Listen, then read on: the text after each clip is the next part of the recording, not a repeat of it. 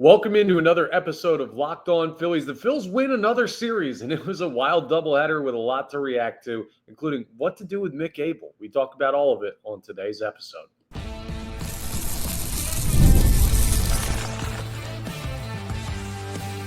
You are Locked On Phillies, your daily Philadelphia Phillies podcast. Part of the Locked On Podcast Network, your team every day.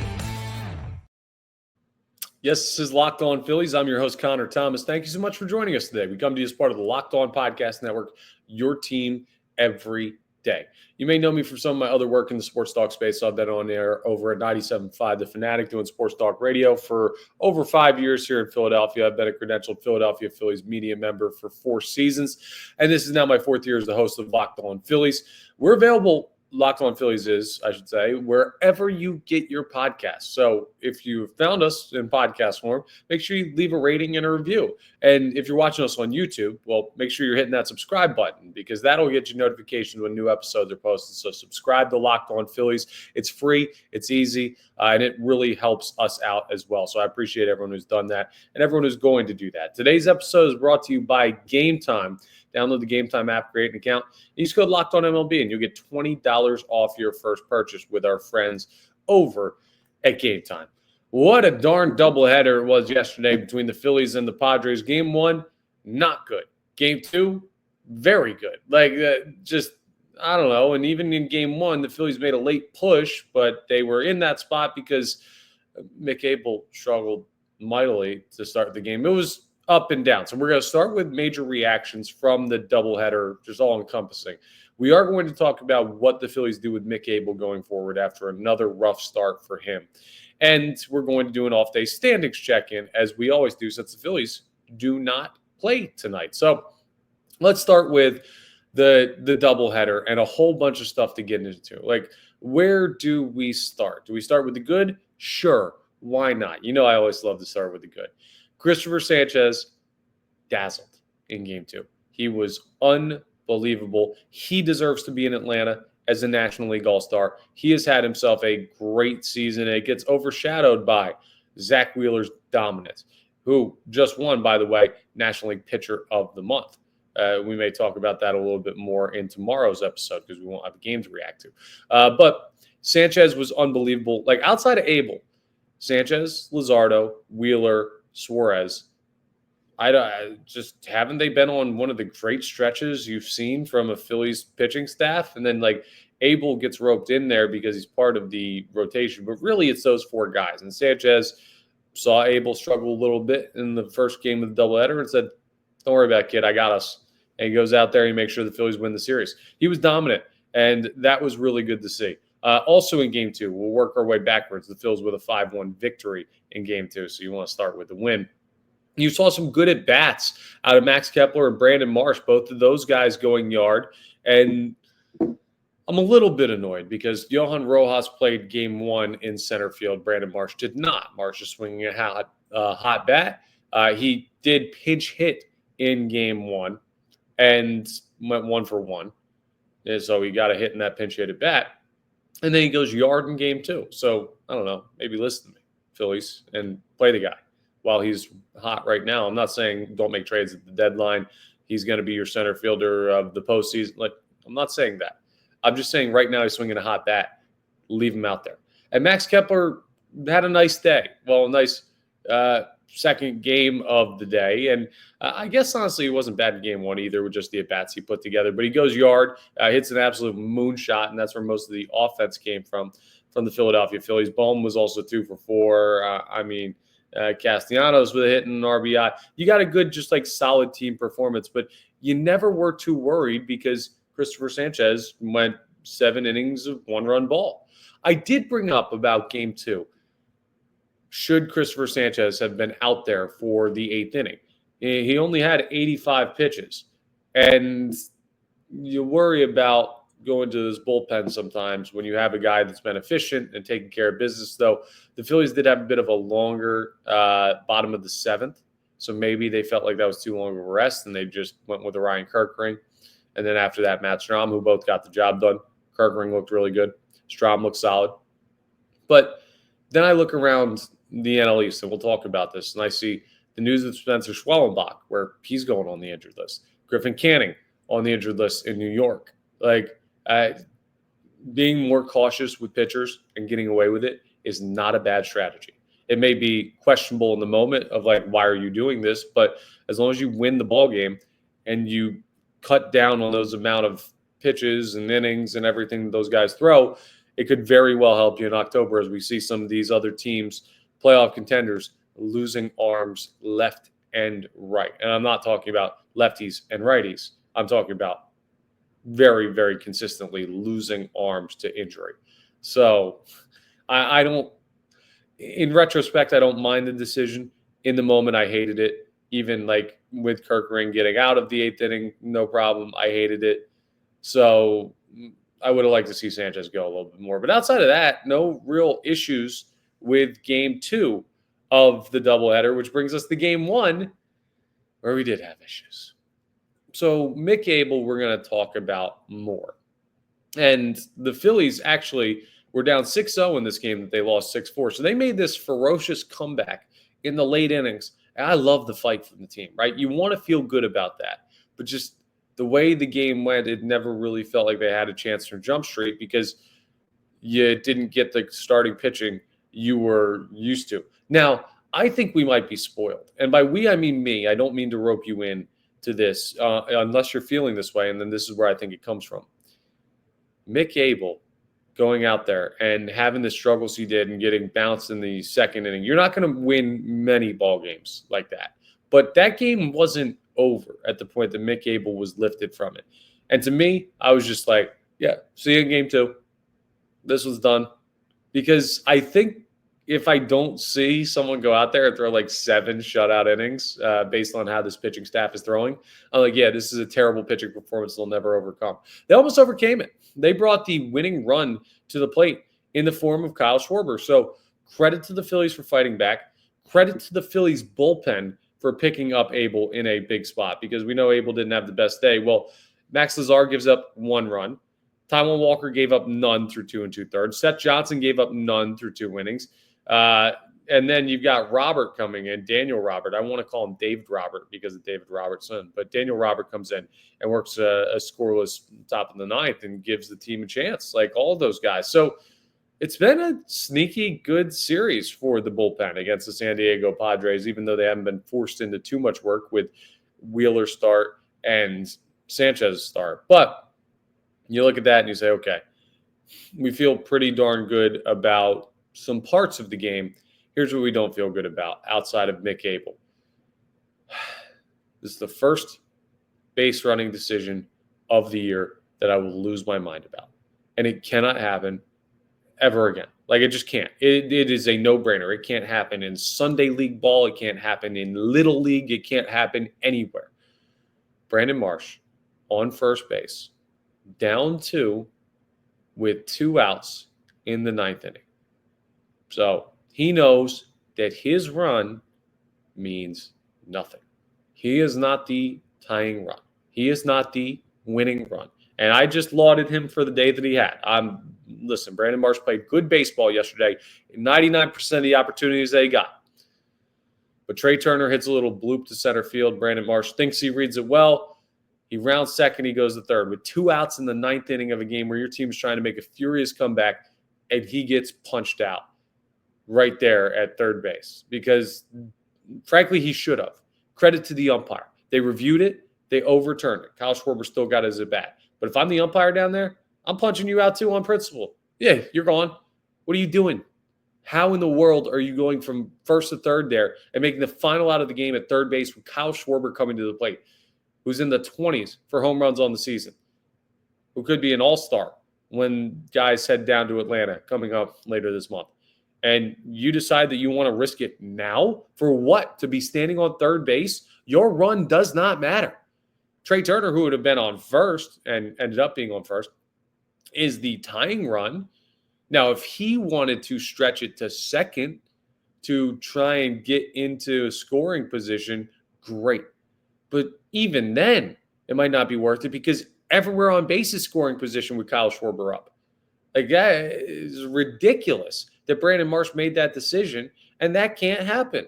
Now, he ends up being safe. Kyle Schwarber ends up striking out. So does it mean him being safe, he should be let off the hook? No, it does not. And I got pushed on this on the radio this morning because I'm not really a criticize the base running guy. I think more often than not, it doesn't really affect the outcome of the game, right? An extra out here, an extra out there, depending on the situation. It happens to every team in baseball over the course of the season, right? Or over the course of a week, or over the course of a series. You'd be surprised. Watch other MLB games. See how often other teams get thrown out on the base paths. It feels like the Phillies do it in an inordinate amount, and maybe their total is slightly higher, but it's not like it doesn't jump off the screen at you. When you watch other games, guys get gunned too. But my point is this. That was the most definitive example of costing your team a chance to win. Your best hitter coming to the plate. 2 outs in the ninth. The tying run at first, the winning run at the dish. Making this comeback, and you get thrown out at third, trying to stretch that when you could have just been standing at second. Dumb. So that can't happen. And I thought that there was a chance that Brandon Marsh was going to get sat for game 2. He did not. He had a great game in game 2, which is why sometimes you got to say, hey, we're going to talk to you. We're not going to sit you. You didn't get thrown out. So technically you're very, very lucky, and we're going to move on and wipe it. So a lot to take from this doubleheader. There was a lot of great baseball yesterday. There was a lot of maddening parts of baseball yesterday, but ultimately the Phillies take 2 of 3 from the Padres. They've won yet another series. And they're playing comfortably repeatable baseball heading into the All-Star break, and it's largely on the back of their starting rotation. But those exploits do not include Mick Abel as of late. So coming up next, we're going to talk about what the Phillies should do with Mick Abel and how worried should we be about where the young pitcher's trade value is, where his value to the Phillies is, all of this stuff. We'll discuss what's going on with Mick Abel as we continue today's episode of Locked On Phillies. Let's talk about game time, though, because we've all been there. Logging on early and waiting forever for concert tickets to go on sale, only to lose your spot for a show you've been dying to see. Live music should be about making memories, not dealing with the stress of ticket shopping. Ticket shopping should be the given. Going, that should be where you get excited. And that's where Game Time comes in. Game Time makes getting concert tickets faster and easier than ever. Prices actually drop as it gets closer to showtime, and you can save up to 60% off with their killer last-minute deals. How does that sound? Can you imagine? More than half off? That'd be great. And listen, it takes a lot on other sites to find the best deals. It's just endless scrolling, looking for tickets here, tickets there, tickets here, tickets there. Game Time Zone Deals pick the best seats in your section for you. You can see the view from your seat before you purchase the tickets. And with Game Time, the price you see is the price you pay. No hidden fees. And if your game plan changes, you can't make it anymore. Or the Game Time guarantee has your back with cancellation protection and more. So take the guesswork out of buying concert and show tickets, and also sports tickets. So concerts, comedy, theater, sports, all of it. They've got it with Game Time. Download the Game Time app, create an account, and use code LOCKEDONMLB for $20 off your first purchase. Terms apply. Again, create an account and redeem code LOCKEDONMLB for $20 off. Download the Game Time app today. Last-minute tickets, lowest price, guaranteed with our friends over at Game Time. All right, let's talk about Mick Abel.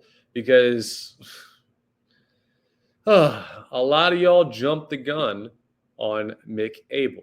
And this is a lesson in prospect evaluation, right? Guys come up.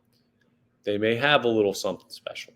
We see it against the Phillies all the time. Hey, this guy's never thrown a pitch at the major league level. Goes 6 shutout innings. It's like, how in the world did the Phillies let that happen? I don't know, guys. Like, it does happen. Not having a book on somebody, not having familiarity on somebody as a hitter can make things increasingly difficult. And Mick Abel has not been bad, right? He hasn't been terrible at the major league level. So you don't look at this and say, well, this was a failed experiment to bring Mick Abel up. He can never pitch in the majors. We're learning that he's not good enough to be up here. I don't believe that's what we're learning. But yesterday, when he goes out there and gets pulled before the end of the second inning in game 1 of the doubleheader, and his stat line includes 2 walks with the bases loaded, 5 earned runs, 5 total walks, 3 strikeouts, by the way. Nice. But you give up 5 runs on 2 hits. That is command. And the biggest knock on Mick Abel coming out of the minors was command. So you're starting to see the guy that they were worried about calling up being up here right now, Mick Abel. Now, it doesn't mean that's who he is either. I'm not jumping the gun on that. But what I am saying is everybody who was calling him the next Cy Young after a couple of starts at the major league level, crazy. If you liked what you were seeing in the time, and I definitely did, and I said that on the podcast, you were in your right to do so. Hey, he looks pretty darn good. What could this be? How much could he contribute? Where do you slot him in? Does he potentially become part of this team's future plans for this season? Like, all of those were valid questions at the time. But being staunchly on one side of that argument or the other was crazy with the minimal data we had on Mick Abel. So now we're starting to learn a little bit more. So there are 2 worries with Mick Abel right now. I'll rank them for you, though, because I know you've heard this. The 2 worries are, 1, his trade value. Where is that now? Is he just absolutely tanking his trade value? 2, how do you handle him being in the rotation versus not being in the rotation? Right? Those are the 2 things. The most important thing to me is how you handle him either being in the rotation or not being in the rotation. Because right now it is July 3rd. Tomorrow, July 4th. So hopefully you all have great plans for the 4th of July here in the great US of A. But when you look at the more immediate need, right? The trade deadline's on July 31st.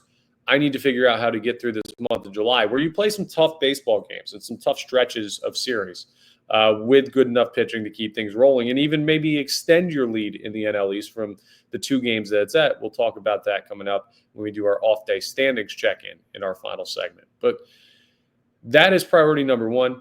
Trade value is priority number 2 because both of these I think are valid concerns. But I'm more of the how do you win baseball games and everything else will figure itself out. So does Mick Abel make his next start? I mean, let's look at what Mick Abel has done in recent starts for the Philadelphia Phillies because it has not been good. This one comes on the heel of his outing against the Mets where he gave up those multiple solo shots, right? That's not ideal for Mick Abel. And then you also had that game against the Padres. Because he didn't throw against the Atlanta Braves in that 13-0 rainout one. So I was like, that Mets game feels far away. Then he had the win in Miami, and he had the game against the Cubs where he gave up 3 solo home runs. So his starts recently have gone 3 earned against the Cubs, 1 earned against the Marlins, 4 earned against the Mets, none earned against the Braves because he didn't throw, 5 earned against the Padres.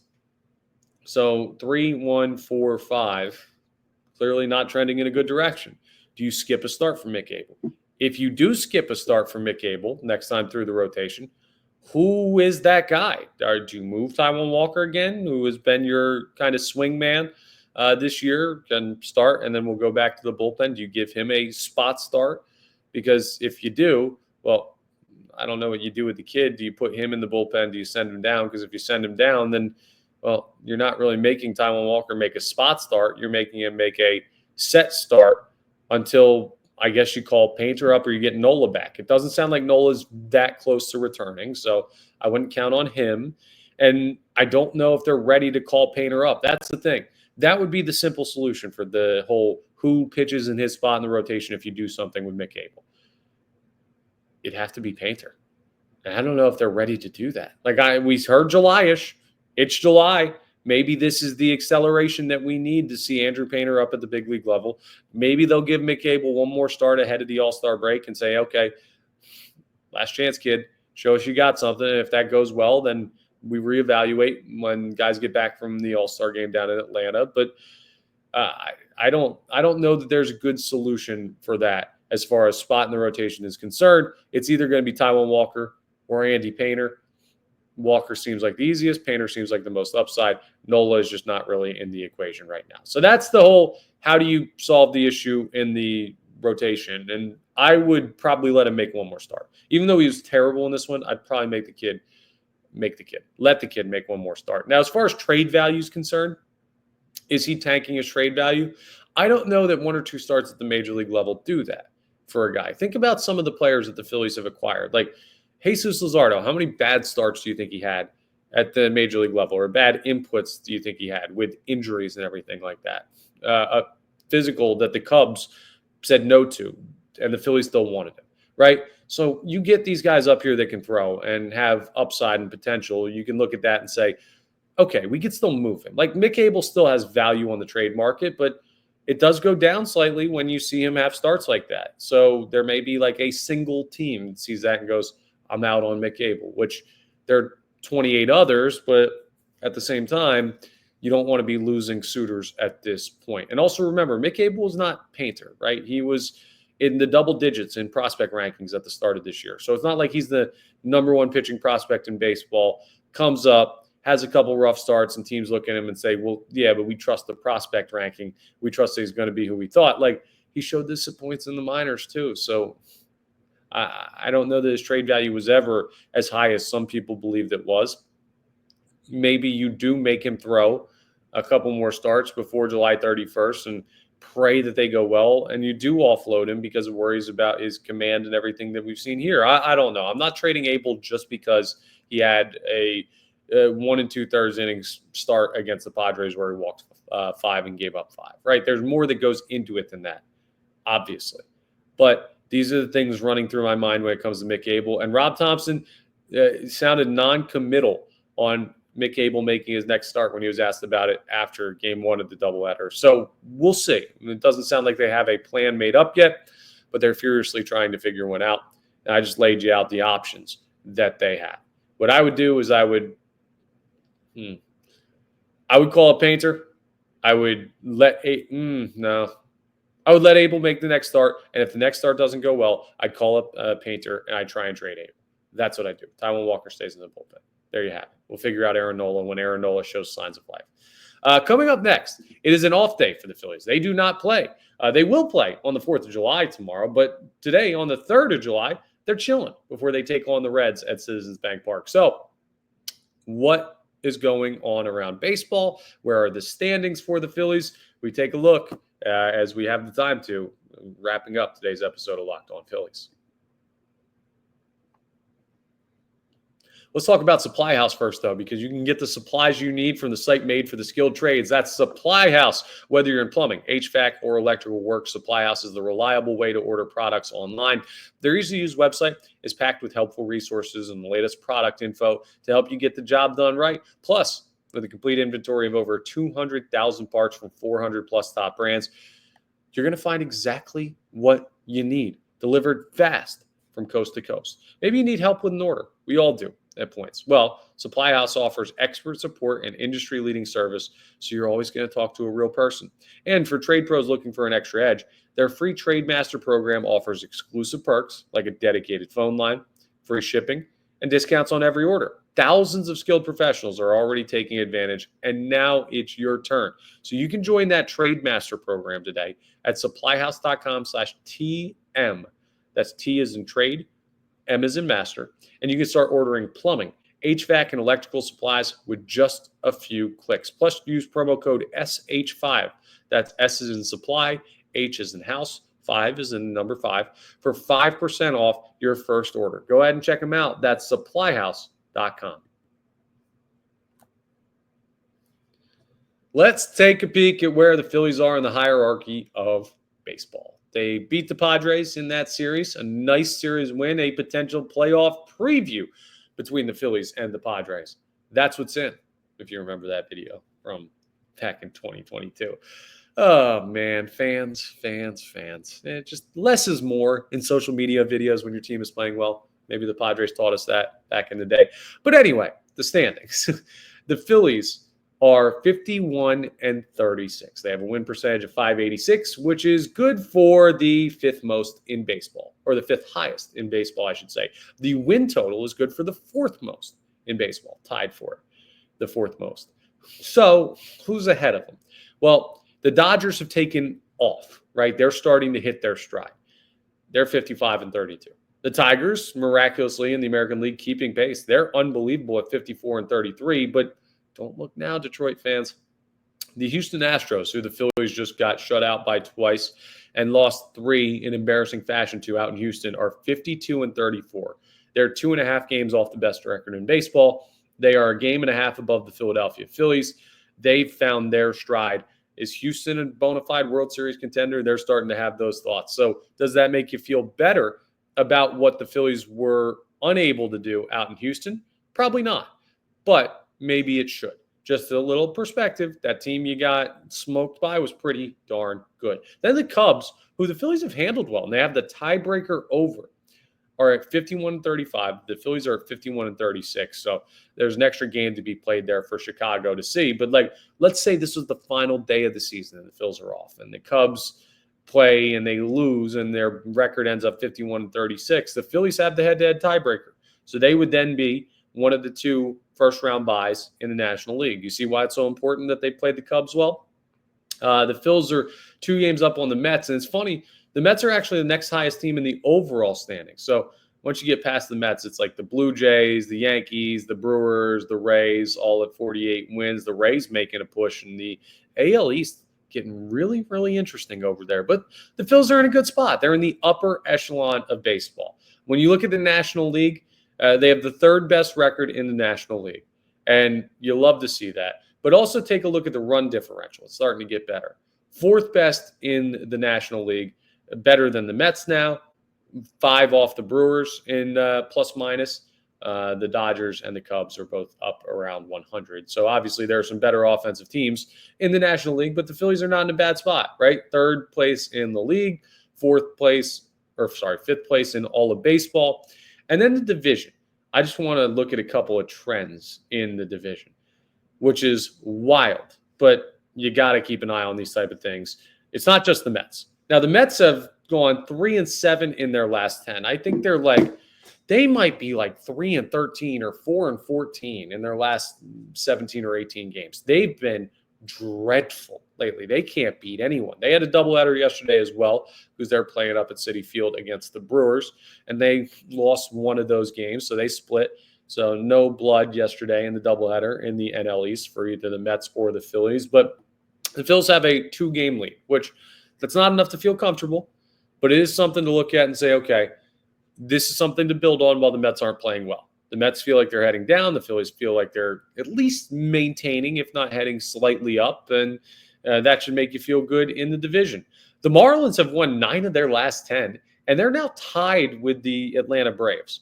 So let's talk about the injury news that we've gotten. I already brought up that Griffin Canning, pitcher for the Mets, had an Achilles injury, and he is done. So that is a major, major loss from them.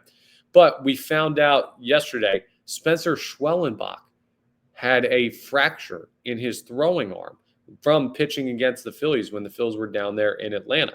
Now, they didn't hit him on the arm or anything. It's just like he had it happen. He didn't even realize while he was out there throwing. He's going on the injured list. He's not expected to throw again until September.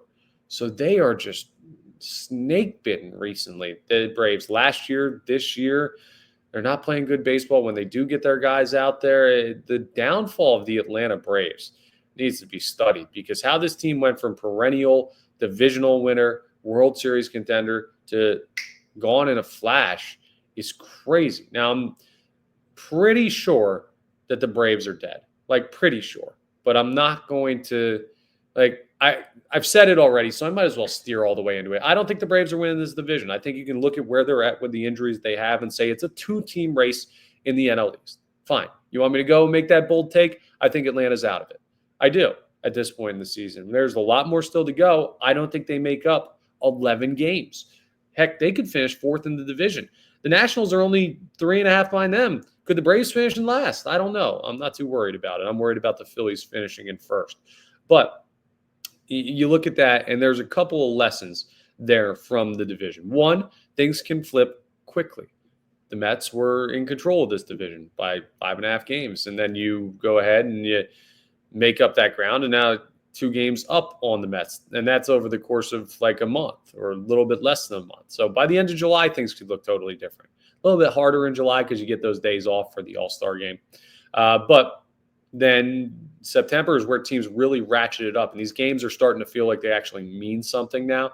They're starting to have a little bit more need to win some of them. You see some of the games on the calendar, you circle them. So that's something that factors in. Remember, these tight divisional races feel even tighter as you get deeper into the season. But the thing with the Braves that I want you to think about is how quickly they went from, sure, no way they don't miss the postseason, or no way they don't make the postseason, I should say, to, did we just have 2 years of completely collapsing and not really having a shot at this thing? And are our guys aging? And do we feel like we're kind of on shifting sands, right? Like the Phillies, for all their ups and downs, are in it this year. We're in it last year. We're in it the year before, and we're in it the year before that. And they've been consistent in that. So sometimes consistency is undervalued here when they're not fully reaching their peak, but at least giving themselves shots at reaching their peak, which would be a World Series. So there's a check-in on the standings. Tomorrow, 4th of July episode, I'm going to try and get one done. If I don't, I will talk to you all on Saturday. I will get 5 episodes for you this week. So we'll talk either after game 1 against the Reds, or we will talk tomorrow on some just random 4th of July stuff and previewing that series and a whole bunch of fun things if we can get that done. But as you can imagine, schedule's kind of busy with the holiday. But that's all for today's episode of Locked On Phillies. Please make sure you're rating, reviewing, subscribing to the YouTube, all that great stuff that really helps us out.